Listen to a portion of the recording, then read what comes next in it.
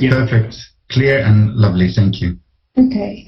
Well, the three-vessel and three-vessel trachea view has been incorporated into the screening for quite a number of years, but I think we always have something new to learn, particularly if we start looking at the details of ultrasound, as we all know. I think the audience is probably quite a mixture of obstetricians and maybe cardiologists as well, so I'll try and cover different aspects. I have no disclosures to make and no conflicts of interest. So what I really want to concentrate is in that sweep that we do for the screening in mid-trimester pregnancy. I want to concentrate more on the upper mediastinal views, which is the three-vessel and three-vessel trachea view, of course, is the title of my talk, but go a little bit beyond that. So I'm going to cover the normal sweep, the obvious abnormalities of this three-vessel and three-vessel trachea view, and more subtle abnormalities and the implications, because not always big abnormal views mean very much in terms of outcome. So if we start with the normal sweep, you're going to see lots of clips in this talk, and this is a relatively old clip, and that reflects how long I've been talking about the basics of the three-vessel and three-vessel trachea view. Here we have, and is very well described, pulmonary artery, aorta, and SVC, but like the four chamber, we don't just count the structures. We need to look at their relative position. For that, we need to recognize which structure is which. They have an alignment which is kind of more or less linear in the order pulmonary, aorta, and SVC, from more anterior to more posterior. We obviously count the numbers and we look at the arrangement, the pulmonary more to the left, the SVC to the right, and the aorta in the middle. And that's a moving clip, which is, I think most of the audience will be familiar with that. And if we add color, it's the same position, same fetus, pulmonary artery. You can see the bifurcation here. The left aortic arch, this was labeled as left. There's the trachea, that's the superior vena cava. So I think for this audience, I don't want to spend too much time on this normal. I'm just going to give 2 or 3 more clips and then move on to more finesse on the three-vessel and three-vessel trachea view. So if we do a sweep very slowly from the right ventricular outflow tract, which is here, you can just see the pulmonary valve, and going upwards towards the really higher mediastinum, we start by seeing the bifurcation of the pulmonary artery with the aorta to the right and the superior vena cava further to the right. So this is a very short clip which moves.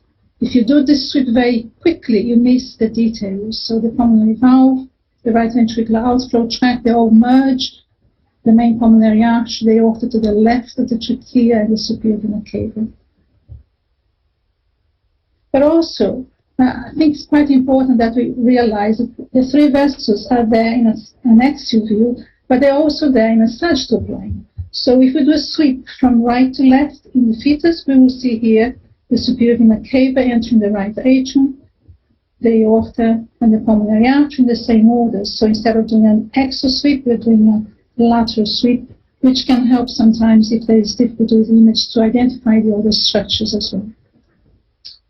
And of course, we can use color to facilitate, particularly in patients that are more difficult to scan, and also confirming that we go from right to left, and we only know right to left because we scan the fetus from one side to another, and then we can see the pulmonary artery to the left, the IVC and SVC to the right, and the aorta.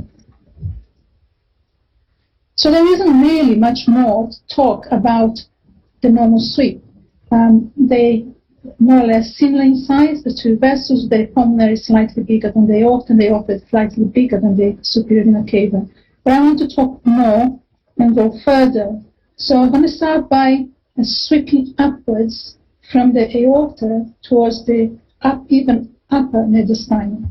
And the first structure you will see here is the innominate vein. The innominate vein is receiving all the blood from the head, and the blood flows from left to right, and that's the innominate vein to join the superior vena cava.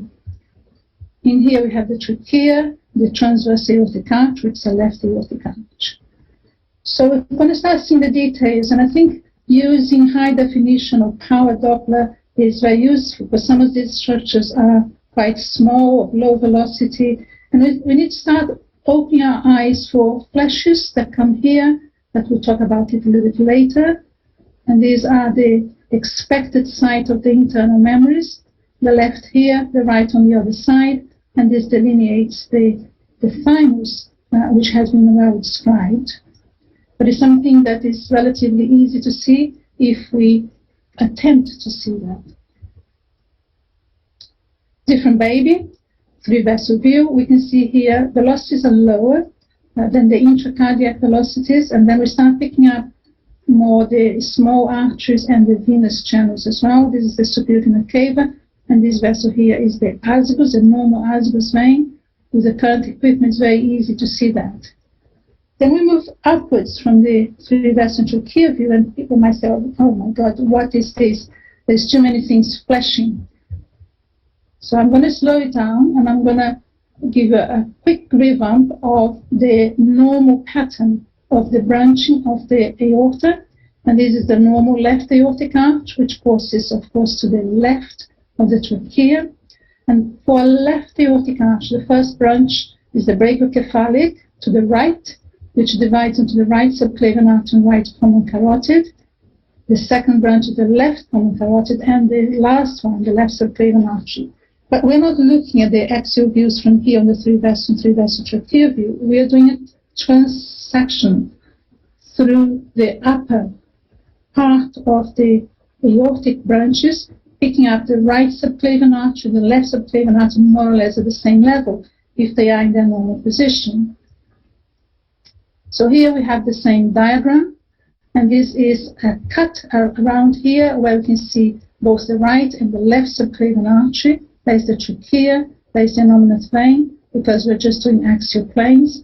So I think once we start looking at these, and then we start becoming familiar with these vessels, which are normal vessels, this is a subclavian artery, this is a subclavian vein coming here. We're just seeing a little bit of a flash of the internal memory here. So these details are important for when we have abnormalities, particularly of the aortic arch and vascular rings, to get familiar with that. Now, I call this a twin effort. This is a set of twins that I scanned recently, and each one gave me a view of the subclavian artery, either on the right or on the left. So if we start twin 1, we have here the 3-vessel trachea view, pulmonary artery, aorta, and we see the first branch of the aorta going to the right, the brachiocephalic, which would then divide into the right subclavian artery going to the right arm. And we don't see, of course, the carotid here, because it's going upwards. So we would have to go up into the neck to see a transverse section of the carotid, unless we go oblique. So there we are, big internal memory, thymus, duct, aortic arch, first branch, subclavian going to the right arm. So this is the right subclavian. Twin 2, quite conveniently, gave me the left subclavian. Here we have the same denominator vein going from left to right to join the superior vena cava. That's the aortic arch to the left of the trachea. And here we just see a little bit of the left common carotid, which comes separate from the left subclavian because it's going upwards in the neck. So we just see a little bit of a cross section here. And of course, the subclavian, we see it entirely because it's going along the clavicle. So again, very delineated the thymus, innominate vein, the aorta here, that's the first branch that will go upwards, the carotid, and the subclavian here going to the left arm. So there are quite a lot of subtleties there, but once you know the anatomy and you use power in particular, or high definition, or low velocities, and you know what you're looking for, you'll become familiar with that. So I'm going to run through now some abnormalities and obvious abnormalities of the 3-vessel and 3-vessel trachea view, which we would hope at screening level most of these would be picked up by the sonographers or the physicians doing the routine screening for the fetal heart. So obvious abnormalities, but meaning significant heart disease. And I'm not going to spend too much time on this because these are very well known, most of them. starting with complete transposition. This is the level day 3 vessel view, and you can see here the pulmonary artery bifurcating, and that is a central vessel with another one in front. So if you recall from the normal 3 vessel view, the pulmonary artery is the most anterior vessel. And here we have the aorta coming to the right of the pulmonary artery, which is central because it's coming from the left ventricle. And it's very well recognized, this image of a single vessel and a 3 vessel trachea view, which is almost always the diagnosis of complete transposition. But of course, the fetus is not always in the perfect position, particularly as the pregnancy advances, and we still need to scan these ladies to assess the atrial septum. The 4th chamber is typically normal, and here we have that typical view on the upper mediastinum of the superior vena cava with one big vessel. We wouldn't be able to say just from this view if it is the aorta or the pulmonary artery. And that is the trachea. So we really need a sweep. And as we go down, we see at the beginning here, coming back, the bifurcation of the pulmonary artery. Maybe I will slow down this one a little bit. So if when you're scanning, things are difficult to interpret, you need to freeze the image and do, as I'm doing here, look at the structures, and you can see here the pulmonary artery bifurcating. You might not have seen that with the clip playing fast. And then further superior, in front of that and on top of that is the aortic arch. So then once you recognize the pulmonary artery, slowly, you can see it here, even if the clip's playing relatively quickly. Another typical example of major abnormality, the trilogy of Fetal. Characteristically, we have a bigger aorta, which is a little bit more anterior than usual. The pulmonary artery is smaller. How much smaller, depending on the severity of the tetralogy. You may or may not see the arterial duct, and that's the superior vena cava. With the color, you can see very clearly here, this is late in pregnancy. So if you see this 3 vessel view like that, you need to go back and say, have I missed a VSD, which is obviously part of the tetralogy of Fetal. Here we have a longitudinal view of the left ventricular outflow tract with the right ventricle in front and overriding of the aorta, flow across the VSD. And as we tilt towards the baby's shoulder, there comes the outflow tract with the right ventricle with a little bit of pulmonary regurgitation, aortic overriding, and that's the subpulmonary narrowing, which is typical and makes the diagnosis of tetralogy of Fetal. Obviously, there are different variants. I'm just giving you the main diagnostic information. Another one, hypoplastic left heart syndrome. I would hope that this abnormality that would be picked up by everyone doing the routine screening. On the 3 vessel trachea view, we have a very big pulmonary artery. We have a smaller aorta, and we see that the flow is antegrade from the pulmonary artery, ductal arch, but retrograde across the transverse aortic arch, which must raise the question of severe aortic stenosis or atresia. And of course, we would have started our screening by the 4th chamber view. So the 3 vessel view in this case is really complementing what we should have been seeing at the level of the 4th chamber view. More challenging sometimes is the diagnosis of coarctation of the aorta, and I'm going to start with one that I think should not be missed, should not be passed as normal, because the disproportion we have here in the 3 vessel view between the pulmonary artery and the aorta is quite significant. The aorta is much smaller than the superior vena cava, and on this 3 vessel view, the 3 vessel trachea view, that transverse aortic arch also that's much smaller, disproportionate to the pulmonary artery. Interestingly, this lady was referred for a fetal echo because she herself had been diagnosed recently with coarctation, and actually she went a stenting of her own coarctation while she was pregnant. So severe was her coarctation. So same fetus, we should always try and get images of the sagittal view of the aortic arch. So it's a good way of not missing or trying to confirm your suspicion of coarctation, because it is a difficult diagnosis. In many instances, we may over-diagnose false positives, and at screening level, we do under-diagnosis. Here's a still image showing the aortic arch with an area of coarctation just after the left subclavian artery, and this is abnormal flow in the aortic arch. So I would encourage everyone to complement the sagittal views to those of the axial views. Now, what's this diagnosis? I think if we were face to face, I would like to see the reaction of the audience, but of course I can't. So I'm going to give you a clue. This is a single vessel coming here, or apparently a single vessel, on the 3-vessel trachea view. This is right and this is left, so it's the left aortic arch, if this is the aorta. So it's a rather bizarre image. You're not going to see many of these, but if you do come across again, you need to do a sweep. You shouldn't interpret just the 3-vessel and 3-vessel trachea view in isolation. And this is slightly lower than the clip I showed you, and you can see here that there is a pulmonary outflow tract, there is an aorta, and there is a superior vena cava. So what's going on with these fetus? 4-chamber is normal. I don't know if anyone would have made the diagnosis. Normal 4-chamber, normal left ventricular outflow tract, normal pulmonary outflow tract, with the right pulmonary artery just coming here. But if you notice, there is no arterial duct. And a little bit further up, you see that the pulmonary artery joins with the aorta. So this is an aorta to pulmonary window, quite a large one. And interestingly, there was no arterial duct. So at the 3-vessel trachea view, we just see one vessel, which is receiving the whole blood from the heart, the pulmonary artery coming here and joining with the aorta, quite dilated aorta.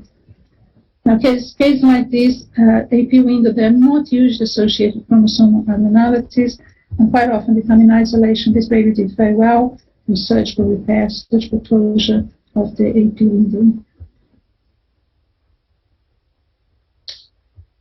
Now, there are other major abnormalities or obvious abnormalities of the views, of the scanning views, but they don't necessarily translate to a major congenital heart disease. So I'm going to go through now what is usually less significant congenital heart disease or no significant congenital heart disease.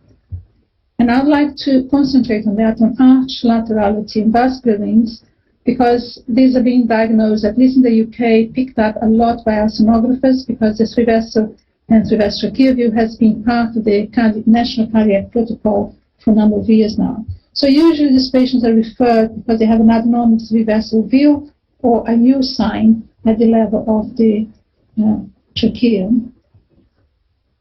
And this is a similar picture, which I just inverted to show you right aortic arch. The right arch doesn't just move to the right. The left arch doesn't move. It flips over. So the image of the right arch is a mirror image of the normal left arch, so that the first branch goes to the left and then divides into the left subclavian and the left common carotid, and the second and third branches go to the right carotid and right subclavian artery. So if you were a perfect mirror image, all the branches would come in the similar position but mirrored. So the common diagnosis related to vascular rings or potential vascular rings is the U shape of the level of the 3-vessel trachea view, as you can see here. You can see the sinus in this patient very clearly, 23 weeks, not always possible to see at this stage. Superior vena cava, right aortic arch, arterial duct. So the question is this a vascular ring? And many people say, oh, I've diagnosed a vascular ring, but the vascular ring has to compress the trachea and the esophagus. And the answer is, it depends. It depends on the origin of the left subclavian artery. Just having a right arch and a left duct does not necessarily constitute a vascular ring. So this is the same fetus. We can see here becoming familiar with the thymus and the innominate vein going from left to right. Those are the internal mammary arteries. Seeing the thymus is, of course, very important because of the risk of 22q deletion in these cases. So it's reassuring to see the gland looking apparently normal. So we have the aorta here, We have the trachea, and we can see that the left subclavian artery coursing here towards the left arm comes from behind the trachea, originating from the descending aorta. So this constitutes a vascular ring because in addition to the right arch and left duct, we have an anomalous origin of the left subclavian artery. And this constitutes the majority of cases we see the right arch. In the minority of cases, there is a normal origin. This is a similar case, different patient, aortic arch. We can see here separate, the first branch coming off the aorta when I play is the left common carotid, and the subclavian coming from posteriorly behind the trachea. So they normally form a brachiocephalic trunk, but in this case, because the subclavian comes separately, they have separate origins. We don't always see this one here. So different position. This kind of angulation is quite easy most of the time to see the subclavian because we are parallel to flow here. So this is also a vascular ring because of the combination of abnormalities. Now, much less common is to have a normal origin of the brachiocephalic. This is a right aortic arch. The brachiocephalic originating here and going straight towards the left arm, this is the left side. There we have our three vessel view. The aorta to the right of the trachea, the pulmonary artery here, with the bifurcation. We can see that the first branch originates from the right aortic arch and courses to the left, confirming, obviously we don't need confirmation of the left arch because you can see the trachea, but it shows that there has a normal origin in front of the trachea.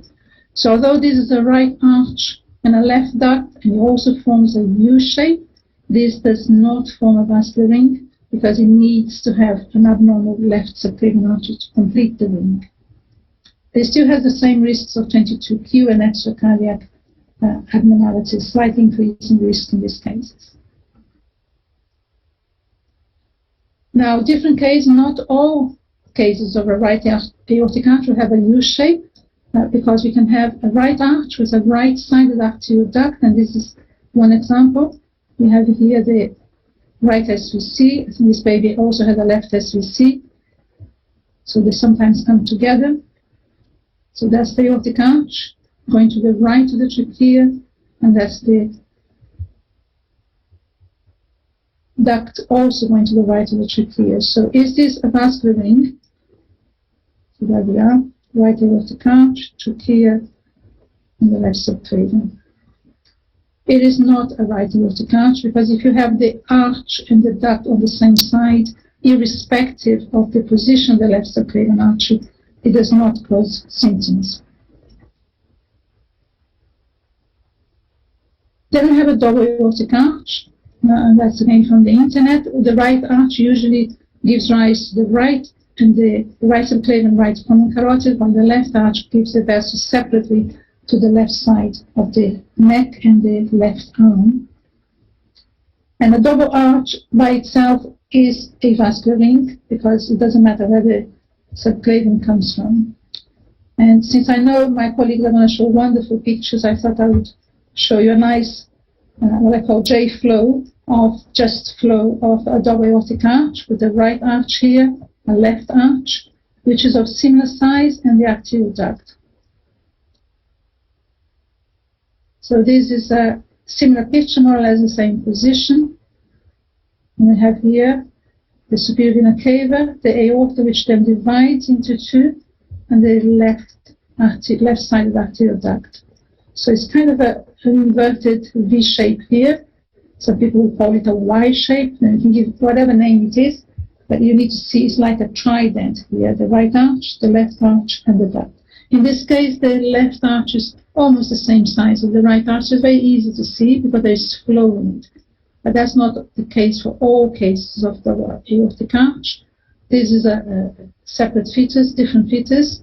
You can see here big right aortic arch, superior vena cava. You can see the thymus without seeing the subclavian arteries. This is the smaller left aortic arch, and the duct just pops in here sometimes. So almost less than half the size, and sometimes it's even smaller. That can be quite difficult to know if there is a left arch, and it can also become atretic. And of course, if it is atretic, we don't see flow, so it can make the diagnosis much more challenging. I'm showing you the cases where we can see flow. So this is the same case, right arch, left arch, and then the arterial duct.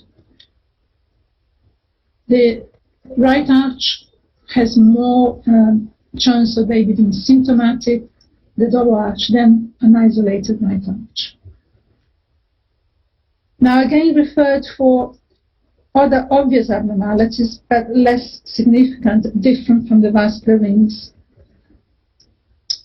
And these are becoming more common because screening is becoming so good that we start to see variations in the normal anatomy that perhaps we didn't know existed or we didn't know they were so common. So one is what I call anterior innominate vein, because it's more anterior in the chest. You see here, it has been described as well as an intrathymic, and you can see why, because it's kind of running in here in between the thymus. That's our familiar subclavian internal mammary artery, delineating the thymus. We have flow here from left to right towards the superior vena cava. And this, I'd say, is just a variation of normal. The cases I'd seen didn't have any associated abnormalities, and the case described in the literature, it appears as well that is just a variation of normal, doesn't seem to increase significantly or, if at all, the risk for other problems. Quite common as well, bilateral superior vena cava. You see here the duct, the aorta, and we have two vessels, one to the left, one to the right. So bilateral superior vena cava, again, becoming quite common to see antenatally because of the wide use of the three-vessel and the three-vessel trachea view. In this case, we also have an anomalous origin of the right subclavian artery coming here from the descending aorta. So, in isolation, the left subclavian artery, as far as the heart is concerned, doesn't have any implication. But of course, it doesn't always come in isolation. And if you see this, you need to go back and double-check everything, because ventricular septal defects are important associations as well as coarctation of the aorta. So if you see, and also you have to exclude this being supracardiac TAPVD. So if you see four vessels, don't always assume that this is just isolated left superior vena cava. It does require further detailed cardiac as well as extracardiac investigation, because it does increase a little bit the risk of extracardiac abnormalities. Bacterial, for example, they're quite commonly associated with a left superior vena cava, and VSTs in those cases are relatively common. So that's why I think you need to work together, fetal medicine and fetal cardiology. And as I said, we work very closely in the fetal medicine unit. So sagittal views, I showed the sagittal views of the normal. This is the sagittal view of the left superior vena cava, draining into the coronary sign, which will go here into the right atrium. So this confirms that the vessel we see in the upper mediastinum is indeed a left superior vena cava rather than an abnormal drainage with the pulmonary veins, for example, which is much less common. This is another abnormality, clear abnormality of the three-vessel trachea view, which we're becoming aware that, again, is more common than we knew about, and is the presence of a single left superior vena cava. This is our three-vessel view, and you can see that orientation of the vessels is completely abnormal. It has a bend here. That's the pulmonary artery. You can just about see the bifurcation here, the aorta to the right, and we should have this vessel here. If we had it here, we would have the perfect three-vessel view, but of course it's on the other side. So it's a single left superior vena cava, which makes the view very abnormal. And of course we need to make sure that there is no other associated abnormality. And this is a complete sweep in a case like that. And we do need to make sure that this is indeed a left superior vena cava before labeling it as such. So left ventricle here, right ventricle outflow tract, if we just follow this vessel here, as we go down, dilated coronary sinus, you start here as a circle and it comes up into the upper mediastinus. So it's the same as following that sagittal views. Watch here, dilated coronary sinus as a circle, comes up into the superior vena cava. Again, in our experience, the association of a single left SVC with extracardiac or chromosomal abnormality is not quite as significant as it seems to be with the bilateral superior vena cava. And we've seen quite a few of these babies now. They've all done well, the ones I've seen. So, talking about subtle abnormalities now, and some of these are important, some of them are not. And particularly, I think the issue of asymmetry at the level of the three-vessel and three-vessel trachea view is important. And I'm going to quickly show you a few cases of these, just to start opening your minds as to what to think, what to do, if you think that, for example, in the first case, the pulmonary artery is dilating the three-vessel view. So this lady was referred because of a dilated pulmonary artery, and you can see here, but is the question, which is it the pulmonary artery is bigger, or is it the aorta that's smaller? And if we put a circle here, it looks as if the aorta is the same size as the superior vena cava, so is it the aorta that's smaller? But let's go back to that one. We should remember that the heart is dynamic. Sorry.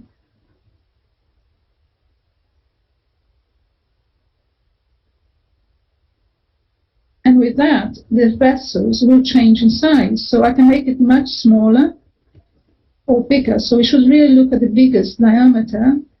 And as you can see here that the aorta is actually bigger than the superior vena cava, and the pulmonary artery does seem to be dilated compared to the aorta. But we shouldn't just eyeball that. I think it's very important that for these cases we make absolute measurements. And this is our work from many years ago. There are lots of different Z-scores now, and you can find that easily on this website. I think it's common knowledge, fetal parameter Z, very useful. So you input the data of the measurement, you can calculate your Z-score, and I've done that for this case. So how big is it, we need to ask.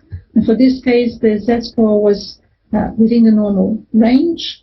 So what do we do next? What is to do? So we need to make sure that there is no pulmonary stenosis, so the velocity across the pulmonary valve is normal.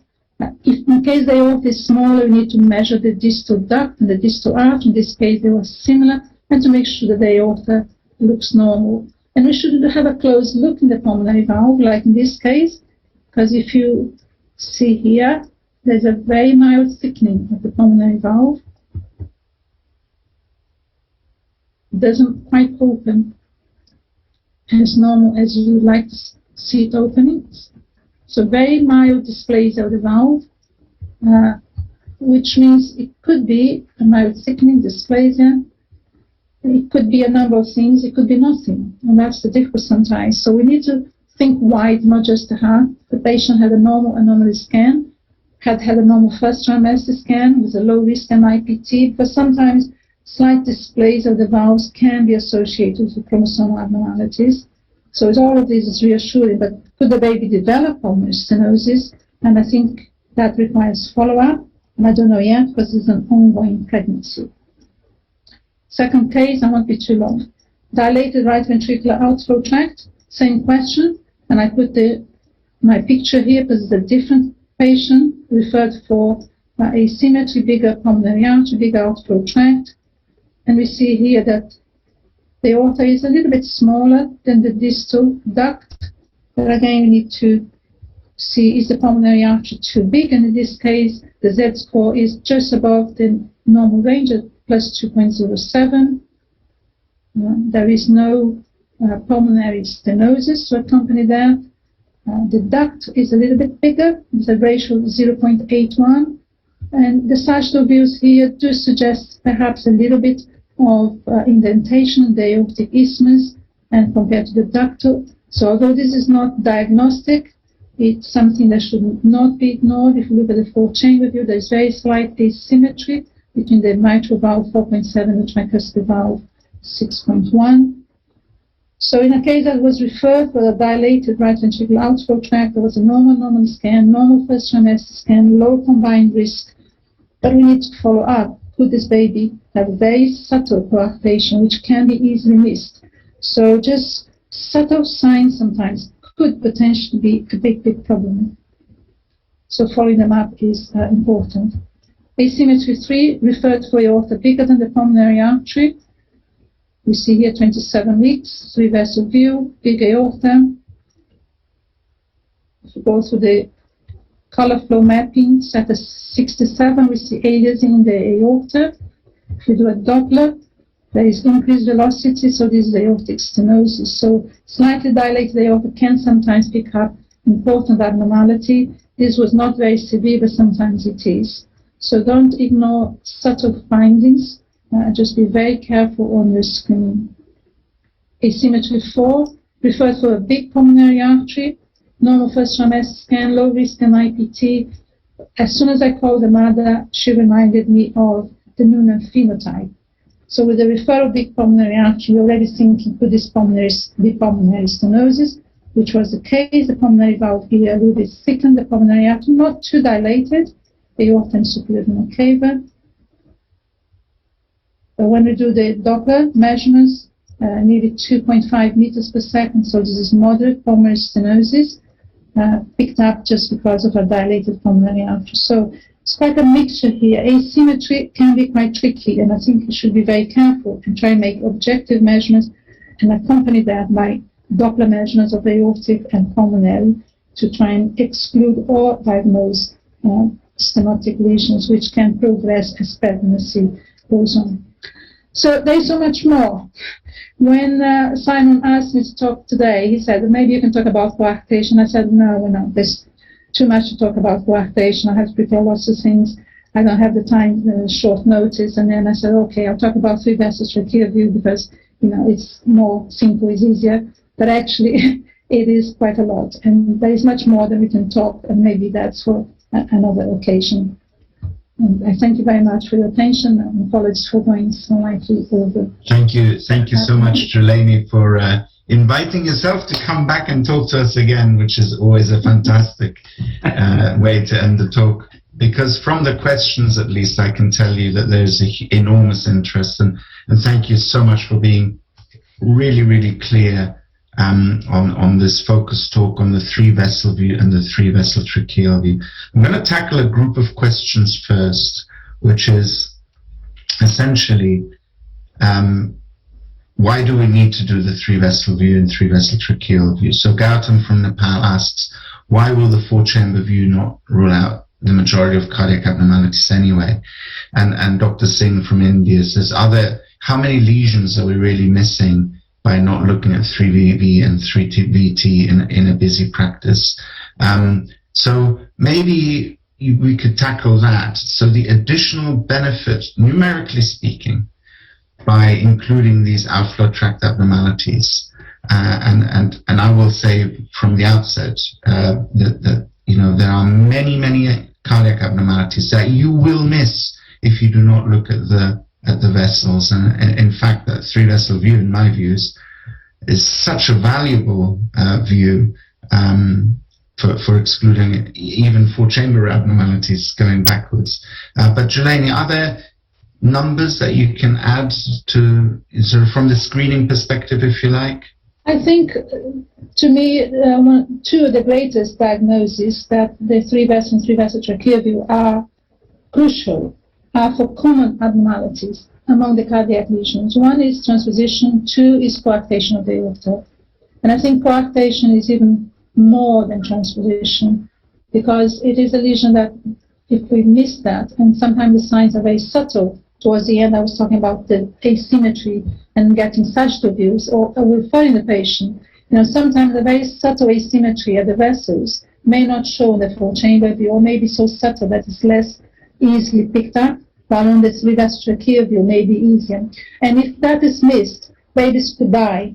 As soon as the duct closes, they go into heart failure, metabolic acidosis, and it is a lesion that can be corrected repaired quite easily with low surgical risk. But if the baby goes off and is metabolic acidosis and heart failure and poor ventricular function, then the surgical risks are obviously higher. And some of these babies just die unnecessarily. So I think, that is important because it's a common lesion. Transposition is the same, it's a common lesion. And a percentage of transposition will benefit from having very early septostomy, because those babies some babies with transposition can just be born and die within 5 minutes if the atrial septum is intact or nearly so, because we can close very close. So I think those are two reasons already, because of the frequency of these abnormalities, and both are potentially lethal if not diagnosed antenatal. So I can tell you other examples of lesions, but they are rare, and they might say, wow, it doesn't matter if you miss something which would matter for the individual, but not in a population-based screening. So I think those two. Thank you, Jelani. And for those of you who've given up your Sunday today to come and learn about cardiac abnormality screening, I think one of the most important things you can do in your practice is move beyond the 4-chamber view. But of course, that presupposes that you have a good knowledge of that. And Simon, I know you're going to cover very quickly the sort of crucial views that we should get. It is important. Shall I have a few more questions? When you look at the 3-vessel view, the pulmonary and aorta and superior vena cava, Kim from Australia asks, how important is it that those 2 vessels are roughly the same size? And, how different, I guess, is the question. When does it become a difference? Is it the relative size of them? Is it an absolute size measurement? At what point should we start suspecting things? I think from the screening point of view is the relative size, because I don't think there are absolutely measurements there per gestation for all those aorta and pulmonary. You can do for the main pulmonary artery, you can do for the AC and aorta. There are Z-scores for that.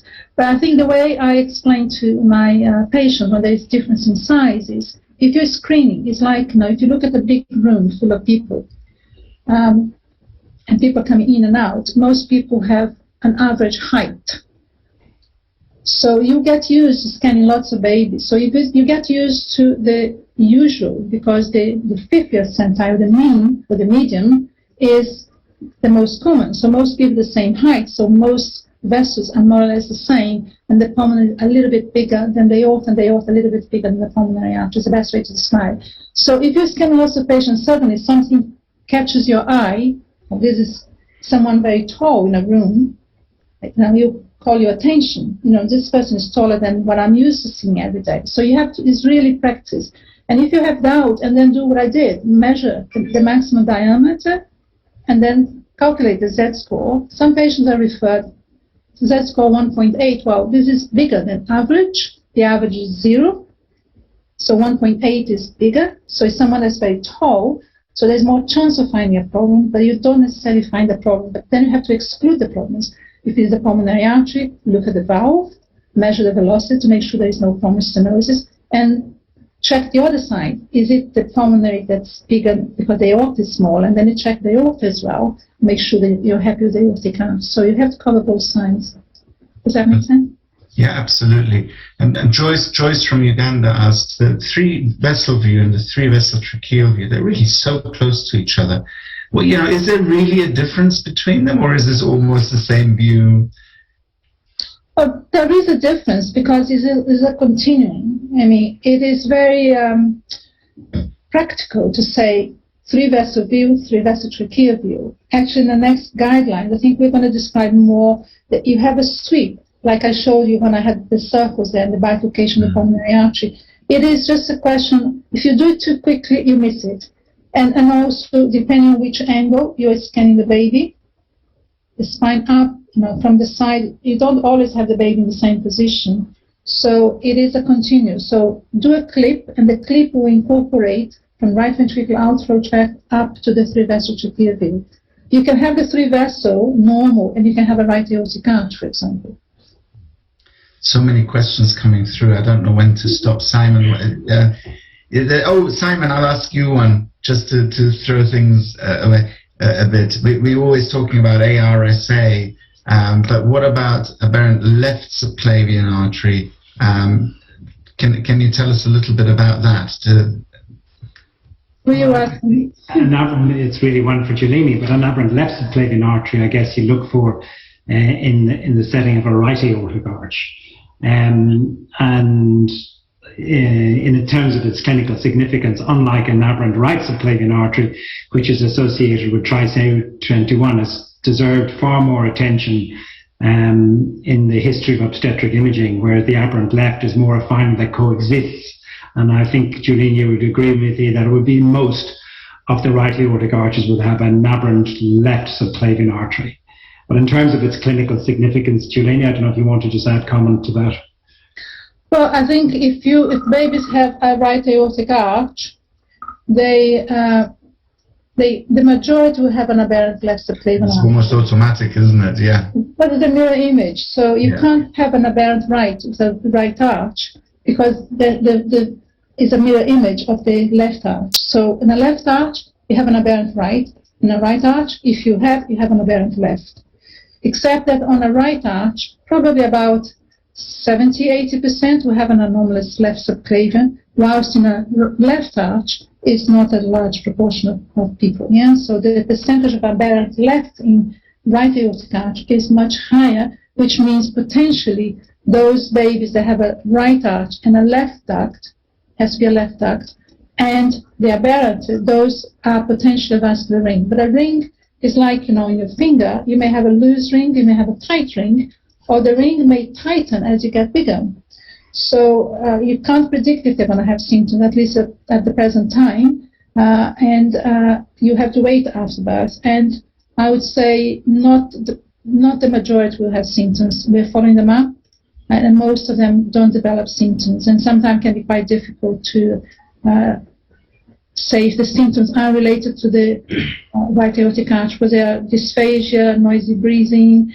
But if they do need surgery, sometimes the left subclavian artery, the surgeon may need to reimplant it because it can be narrowed, and also it can be isolated. You can have a left subclavian artery originating from the duct, a left duct. You can have a right duct and a left duct, and the bilateral ducts with the left giving rise. So those are when I said there is much more to the three-vessel trachea view, but these are kind of rare. But if the baby needs surgery, some surgeons would automatically implant a left subclavian artery.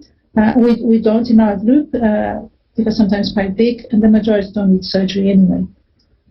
Well, I'm hoping that some of the other questions have been answered as you've been chatting. Hector was asking, can you predict which babies will need surgery because of tracheal compression? I think you've kind of answered that. And also there was a question from another doctor in Venezuela. One of the nice things in this, Giuliani, is how you feel connected to the whole world, because you have questions coming from all over the world. So Alberto from Venezuela was asking, how do you make a diagnosis of aortopulmonary window? And I think you covered that really nicely in your talk. I showed an unusual one because that one doesn't have a duct. We have actually published, didn't put that was just too many slides already. But if you have the normal vessels with a duct, it is at the level of the three-vessel view, and it's like an H shape, and it is quite, you have to make sure you don't misinterpret the right pulmonary artery as being a window. If you look at my name, AP window, you find a paper in the UOG describing the AP window in that. Fantastic. And I think, as Susan Kuriakosa says from India, all this teaching really cannot substitute the importance of doing lots of scans and learning from what looks normal. Prashant, I think you had a point. Yeah, it's about the size, which somebody pointed out. What is the relative size of aorta and the pulmonary artery? The biggest is pulmonary artery, then it is 10%. If it is 0.9 to the measurement of pulmonary artery, that holds valid. It's a normal biometry for the transverse diameter. When it exceeds 0.2 times, it's 20%. If it is more, or 20% less than one artery, there is a difference of 20%. That is pathological, and that is what you can have from biometry. If you derive this equation, This is what the equation is. 10% minus, that is normal measurement of aorta, then the pulmonary artery. If that variation is more than 20%, there is some problem. You should look much in details. That's about the biometry exercise, what we have come across. Thank you so much, Prashant. Simon, I think we probably need to move on because we've got lots more information, lots more talks, and many of the questions will be answered in the next talk. So don't be impatient if your question hasn't yet been answered. Thank you so much, Juleni. Thanks, Juleni. Pleasure. Thanks for having me. We will come back to those questions after Fred's next talk, because they will continue to run through.